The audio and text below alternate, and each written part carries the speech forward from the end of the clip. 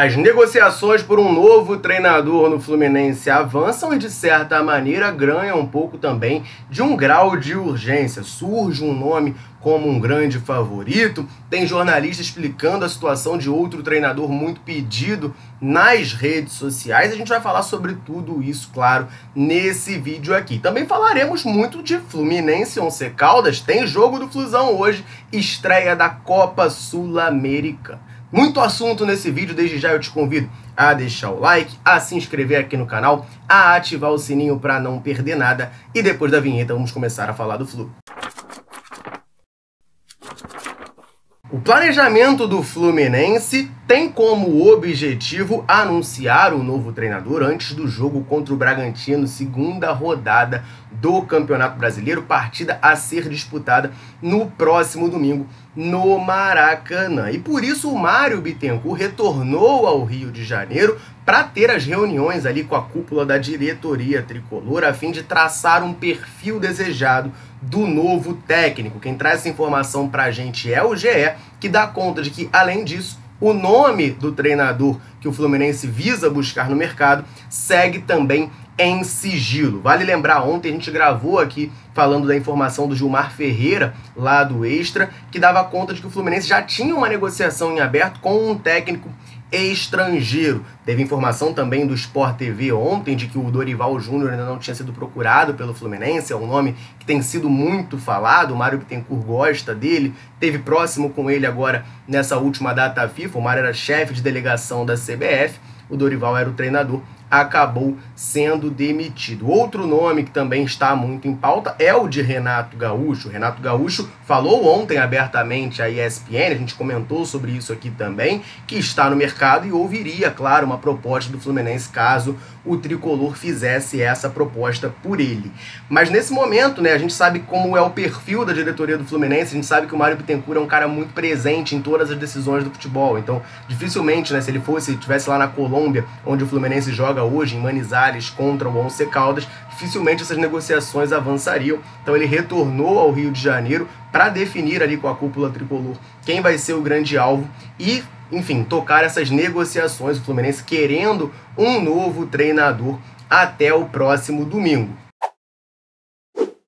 E nessa situação de troca de treinador, o Paulo Vinícius Coelho, o PVC, trouxe para a gente informações sobre a queda do Mano Menezes, o que levou o Mano a deixar o Fluminense. A gente vai falar um pouquinho da declaração dele aqui nesse vídeo. Só antes, deixa eu rapidinho aproveitar para dar uma moral para a galera tricolor sempre ligada aqui na Central, sempre nos dando aquela moral em todo vídeo. Eu convido você que está assistindo a comentar aqui embaixo, falar o seu nome, de onde você acompanha a Central Fluminense. A gente adora saber até onde nesse mundo gigantesco a Central alcança, a galera chega junto, deixa o comentário. Sempre que a gente pode, a gente vem aqui e manda aquele abraço.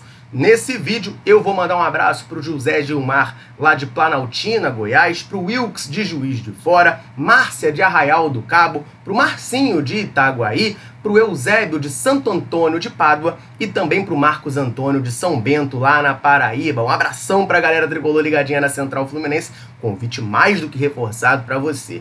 Quer que a gente mande um abraço, um salve, cite o seu nome? Comenta aqui embaixo, me fala o seu nome e de onde você está nos assistindo. Combinado? Depois da demissão do Mano Menezes, eu já falei aqui, eu particularmente fui pego de surpresa, até porque o Fluminense teve 15 dias de data FIFA para se preparar, poderia ter trocado de treinador antes, teve apenas a primeira rodada do Campeonato Carioca e o técnico acabou sendo demitido. Muita gente começou a especular que ele teria tido problemas com o Thiago Silva, né? Ele discutiu ali dentro de campo com o jogador, mas para mim isso diz pouca coisa, já que é natural, né, no futebol esse tipo de discussão. Teve a situação do Kevin Serna, substituído no comecinho do primeiro tempo ali, chegou a chorar no banco de reservas. O PVC trouxe algumas informações e impressões dele sobre essa situação. Ele disse que não acha que foi o Thiago Silva quem derrubou o Mano Menezes. Na visão do PVC, seria tudo a ver com uma bomba relógio que é o Fluminense em 2025. Tem ano de eleição, tem toda a questão da SAF, aí uma pressão muito grande, né, nas redes sociais. Então, na visão do PVC, isso tudo acabou pesando para o Mano Menezes ser demitido após esse jogo do Fortaleza, né? Ele até completa a fala dele, dizendo que o entendimento depois do jogo é de que as coisas precisavam mudar. E eu não discordo desse entendimento do PVC, não. Eu acho que a pressão das redes sociais acaba sim impactando no clube. Não deveria, mas impacta bastante no clube, né? A visão da torcida ali. Só que a crítica que eu deixo aqui, que eu faço é, cara, essa pressão ela já existia no final da temporada passada. Se a gente parar para lembrar, gente, pega aí, dá uma pesquisadinha na coletiva pós-jogo do Mano Menezes após salvar o Fluminense. Ele fala que tem um acordo para permanecer, uma opção de renovação que ele bateu as metas, mas que por ele abriria a mão da multa caso não fosse desejado que ele permanecesse, né? Ele entendia isso. Então, assim, é aquela declaração tipicamente do treinador que está com alguma pressão ali. E aí o Fluminense opta por manter o Mano, opta por renovar o contrato dele para ir, né? 3 meses depois, demitir o treinador na primeira rodada do Campeonato Brasileiro. Então, assim, por mais que haja, assim, né, essa pressão da torcida, das redes sociais, acho que escancara muito o erro que foi renovar com o Mano Menezes na virada de temporada. A gente já tinha visto, né, o trabalho que o Mano Menezes tinha feito no começo de ano, pegando um começo de ano com o Corinthians, já não tinha sido bom no próprio ano de 2024. Aqui no Fluminense, claro, tinha expectativa de ser diferente, acabou não conseguindo. E, assim, essa grande pressão, e aí tem aquela declaração do Felipe Melo que a gente comentou, né, de que ele fala que nos bastidores, nos corredores do Fluminense, quando ele jogava lá, o papo era até quando vai durar, até quando o Mano Menezes vai permanecer. Você já tinha todo esse clima, não tinha necessidade de renovar esse contrato, de estender isso. Agora o Fluminense tem uma multa rescisória para pagar, precisa, num momento que não tem mais semana livre de treino até a Copa do Mundo de Clubes, trazer um treinador para esse cara, enfim, comandar o Fluminense. Ele vai ter que basicamente trocar o pneu com o carro andando. É isso que vai acontecer hoje no Fluminense. Acho que foi uma decisão muito equivocada da diretoria. O timing, não trocar o Mano Menezes, eu acho que deveria sim trocar, eu não teria nem renovado com ele. Mas se fosse para demitir, que fosse após a final do Carioca, com 15 dias ali para treinar antes da estreia no Brasileirão. Maneira que eu enxergo, eu quero saber de você, tricolor ligado aqui na Central. Concorda comigo? Discorda? Comenta aí embaixo, solta os seus argumentos. Qual seria o melhor momento para demitir o Mano? Ou não deveria ter demitido? Comenta aí pra gente trocar aquela ideia. E nessa busca do Fluminense por treinador, teve a informação ontem do Gilmar Ferreira de que o Fluminense estaria já em negociações com um técnico estrangeiro. O nome desse treinador não foi revelado, mas muita especulação surgiu. A gente estava falando do Sampaoli, teve aquela informação do lance de que o Sampaoli demonstrou interesse em ouvir a proposta do Fluminense. A gente trouxe também aqui para vocês a informação do Leandro Dias, de que até ontem de noite ali o Sampaoli não tinha sido sondado nem procurado pelo Fluminense. E outro nome que também foi muito falado, principalmente pela torcida tricolor, foi do português Luiz Castro. Luiz Castro trabalhou aqui no futebol brasileiro no Botafogo, teve um trabalho de sucesso, foi para a Arábia Saudita a pedido do Cristiano Ronaldo para treinar o Al Nassr e já não está mais treinando lá. Só que tem toda uma questão do imbróglio contratual dele que dificultaria ele assinar com qualquer equipe, incluindo o Fluminense. Mas vale lembrar, né, que o próprio Mário Bittencourt já falou publicamente, já elogiou o Luiz Castro. Até ele foi perguntado sobre essa questão do treinador estrangeiro, de não trazer técnico estrangeiro, de não gostar, e ele se defendeu dizendo que a questão para ele é trazer um treinador que não se conhece o trabalho. E falou bem do Luiz Castro, disse que se tivesse a oportunidade algum dia, adoraria trabalhar com o Luiz Castro, que ele acha um grande treinador e ele acompanhou de perto aqui no futebol brasileiro. Mas a Raíssa Simplício, lá do portal Gol, traz informações sobre a situação atual do Luiz Castro, tá? E parece que esse match aí do Mário Bittencourt trabalhar com o Luiz Castro não vai acontecer nesse momento. É uma situação que está me lembrando até um pouco a do Odair Hellmann, que a gente também comentou ontem aqui. Ele falou com o Paulo Brito, jornalista que faz a cobertura do Fluminense, e explicou que ano passado ele quase fechou com o Fluminense antes do Mano Menezes, só não assinou mesmo porque ele não conseguiu resolver a situação contratual dele no mundo árabe a tempo, e disse que nesse momento ele, por mais que não esteja treinando o time, tenha sido demitido, ele não está disponível no mercado, porque ele não assinou ainda a rescisão de contrato dele, então ele tem vínculo com o clube, mas tem outra pessoa fazendo a função dele. Então, para ele sair da equipe e assumir o Fluminense, por exemplo, o clube precisaria pagar uma multa rescisória. É uma situação mais ou menos parecida com a que vive o Luiz Castro. A Raíssa Simplício traz para a gente que ele está numa situação igual. Ele não é mais o técnico do Al Nassr, só que para ele assinar com qualquer outra equipe, é preciso que se pague uma multa, né? Seja o próprio Luiz Castro ou o clube que vai contratá-lo. Ele foi demitido, só que pagou os salários dele, o clube, né, pagou os salários dele e da comissão técnica até junho, que era quando ia o contrato dele por lá. Então, o que acontece? Para ele assinar um contrato com qualquer outra equipe antes desse período de junho, é preciso que se devolva os salários, né? De acordo com ela, teria que devolver os salários de abril e maio. Junho parece que não precisaria, mas abril e maio teria que ser devolvido, teria que ser pago de volta ao clube. Isso seria do próprio Luiz Castro, de devolver de fato o dinheiro, ou o clube que contratar ele pagar esse valor ao Nasser para ter a liberação do técnico português. E aí a gente não sabe ao certo qual é o valor do salário do Luiz Castro. A própria Raíssa Simplício fala em algo em torno de 5 milhões de reais por esses 2 meses. Eu, sinceramente, achava até que era mais, porque eu lembro que o Luiz Castro, quando vai para o mundo árabe, se torna um dos técnicos mais bem pagos do mundo, mas a verdade é que nesse momento parece que ele não vai assumir nenhuma equipe, vai deixar para assumir lá depois de junho, quando não vai ter mais nenhum vínculo contratual com a equipe saudita. E se não vai ser o Luiz Castro, quem que será o técnico do Fluminense? Esse nome segue em sigilo, como a gente falou mais cedo, da informação do GE, mas a gente tem outras informações importantes do Vitor Lessa, tá? Jornalista que também faz a cobertura do Fluminense aqui nas redes sociais, principalmente no YouTube, sobre essa questão do técnico do Flu. De acordo com o Vitor Lessa, o italiano Walter Mazzarri, lembra? A gente comentou um pouquinho sobre ele, foi de fato oferecido. Saiu essa informação lá em Portugal, de que intermediários ofereceram ele ao Fluminense. Tem inclusive um texto no site da Central Fluminense trazendo ali um perfil da carreira do Walter Mazzarri. Eu vou botar aqui na descrição desse vídeo para você acessar lá e conferir. Você quer conhecer um pouquinho mais desse treinador italiano que teve seu nome ligado ao Fluminense. Segundo o Vitor Lessa, ele de fato foi oferecido, mas o Lessa não tem a informação do que o Fluminense pensa dele, se está disposto a contratá-lo ou não, se o nome agrada ou não. O que ele sabe é que o Dorival é bem visto, né, tá na lista dos que interessam ao Fluminense. Isso aí eu acho que a gente já pode tomar até como uma verdade absoluta, porque todo mundo que cobre o Fluminense, de diferentes fontes, tem trazido essa informação. O Dorival Júnior é um dos caras que interessam, que está ali bem visto, né, pela diretoria tricolor. Mas um nome que ganhou muita força nos bastidores nas últimas horas é o do Renato Gaúcho. O Renato Gaúcho começou a ganhar muita força internamente, pessoas importantes lá dentro do Fluminense começaram a apoiar esse nome, só que o Renato ainda não é uma unanimidade. Então assim, ele está ganhando força, mas ainda precisa que algumas pessoas sejam convencidas para o Fluminense de fato ir atrás desse treinador. Vale lembrar, né?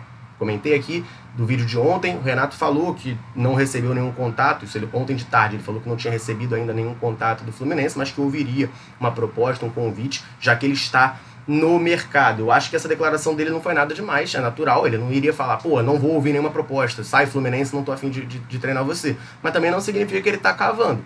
Eu acho, mas assim, é um achismo total, porque eu nunca conversei com o Renato Gaúcho para saber o que ele pensa, mas é um achismo meu de que ele tem sim interesse em treinar o Fluminense por conta da Copa do Mundo de Clubes. É um torneio muito atrativo e, cara, é a cara do Renato Gaúcho querer treinar, né? Você acha que o Renato Gaúcho vai querer ficar de fora desse torneio? Eu acho que não. Então, acho que ele tem sim esse interesse de treinar o Fluminense, mas claro, ele vai fazer as exigências salariais dele, como eu posso dizer, as coisas que o Fluminense vai oferecer a ele, né, as garantias que o clube vai oferecer a ele, isso tudo vai ter que ser negociado para ele aceitar ou não. Nesse começo de 2025, ele já negociou com o Santos, já negociou com o Vasco e acabou não fechando com ninguém. Então pode negociar com o Fluminense, mas não necessariamente significa que vão chegar a um acordo para ele ser o treinador. O nome vai ganhando força internamente, essa informação é do Vitor Lessa. A gente precisa aguardar um pouquinho as cenas dos próximos capítulos, mas parece que nesse momento o favoritaço a ser treinador do Fluminense é de fato Renato Gaúcho.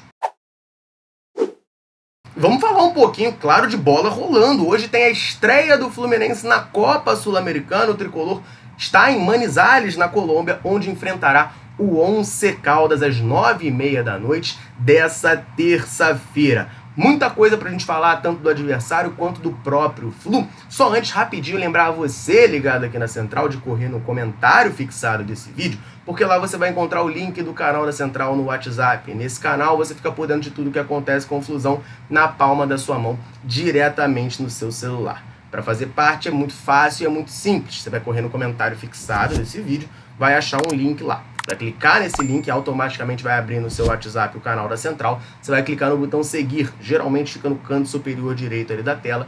E dessa maneira automática e 100% grátis, você vai começar a receber tudo que acontece com o Flusão na palma da sua mão, diretamente no seu celular. Combinado?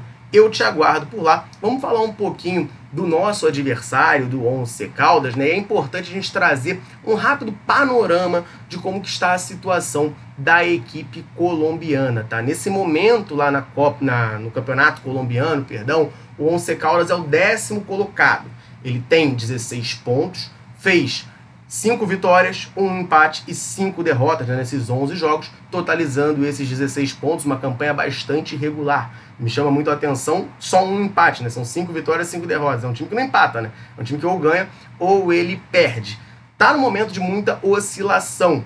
Ele chega nessa fase de grupos da Copa Sul-Americana após eliminar o Milionários, também da Colômbia. A gente enfrentou na Libertadores de 2022, equipe lá de Bogotá. Nos últimos 3 jogos do Once Caldas, eles têm 1 vitória, 1 empate e 1 derrota. Bem equilibradinho mesmo, tá? Ele venceu o Llaneros fora de casa, em casa, Llaneros, no último jogo por 1-0 em casa. Antes, ele enfrentou o Deportivo Pereira, que é um clássico deles lá da Colômbia, né, da região ali do Pereira é perto de Manizales, é o clássico deles lá. Empatou com o Deportivo Pereira fora de casa por 1-1 e na rodada anterior contra o Santa Fé em casa perdeu por 1-0. E aí, falando da escalação e como vem o Once Caldas para essa partida, eles podem ter 2 retornos, tá? O Beltrán, meio-campista, teve 2 lesões musculares nessa temporada, mas existe a possibilidade dele ter condições de jogo para essa partida. E além dele, deve inclusive ser titular nesse jogo de hoje, tem o zagueiro Jorge Cardona. Ele pode retornar à equipe do Once Caldas, ele sofreu uma torção no ombro no clássico lá contra o Deportivo Pereira, mas deve ter condições de jogo e deve ser titular na equipe do treinador Darío Herrera. A provável escalação do Once Caldas tem James Aguirre no gol, Juan Davi Cuesta, Jorge Cardona, Gerson Malagón e Juan Pablo Patinho.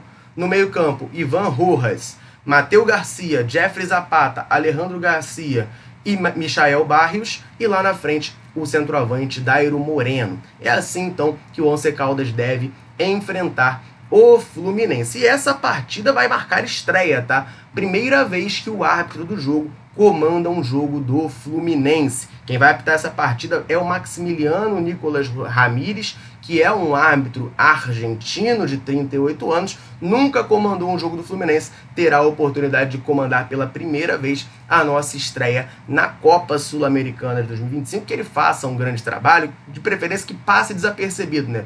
Juiz bom é aquele que a gente não presta muita atenção, não cita muito ele, não fala muito dele, passa bastante desapercebido no jogo.